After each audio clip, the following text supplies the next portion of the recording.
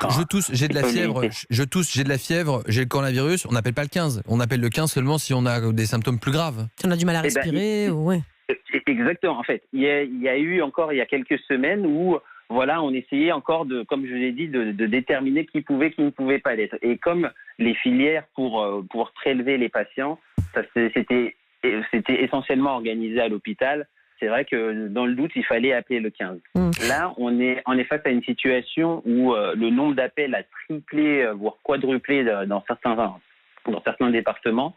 Et du coup, il y a une répartition qui s'est un petit peu organisée. C'est-à-dire qu'il y a le numéro vert qui est là pour les patients qui sont asymptomatiques. Exactement. Et justement, ce que je dois faire, j'ai aucun symptôme. Si je vous appelle parce que j'ai des douleurs dans la poitrine, que j'ai l'impression peut-être que je suis en train de faire un infarctus, vous allez avoir le temps de me répondre. Enfin, le 15, vous arrivez encore à répondre dans des délais acceptables à des suspicions d'infarctus, par exemple ?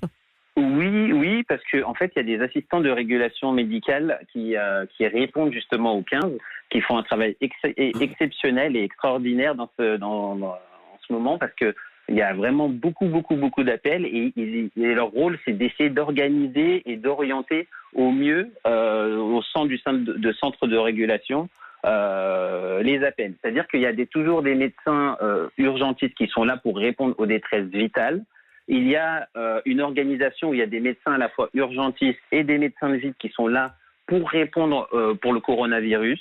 C'est-à-dire quand il y a une suspicion de coronavirus avec des symptômes et qui va pas bien, eh ben ils vont l'orienter plutôt vers le médecin qui est urgentiste, qui s'est dédié au coronavirus. Docteur Coulibaly, plutôt les médecins de ville, ceux qui vont plutôt bien. Docteur Coulibaly, est-ce que souvent les gens demandent comment est-ce qu'on peut aider l'hôpital, comment est-ce qu'on peut faire pour aider le système hospitalier? Est-ce qu'on peut leur dire que la meilleure façon de les aider, c'est de ne pas venir aux urgences? C'est en tout cas de limiter au maximum les passages aux urgences, sauf urgence absolue, et finalement de n'aller aux urgences que sur conseil du 15. Vous avez une entorse, peut-être que ça peut patienter. Est-ce qu'on peut les aider de cette façon?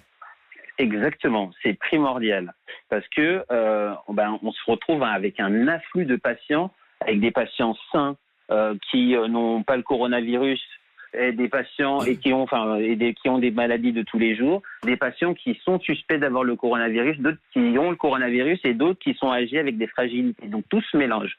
L'idée, c'est d'essayer d'organiser, de laisser chez eux des gens qui ont des pathologies bénignes, qui habituellement iraient aux urgences pour faire la radio très rapidement et pour savoir ce qu'ils ont. Mais là, l'idée, ça va être justement d'éviter de les exposer au coronavirus.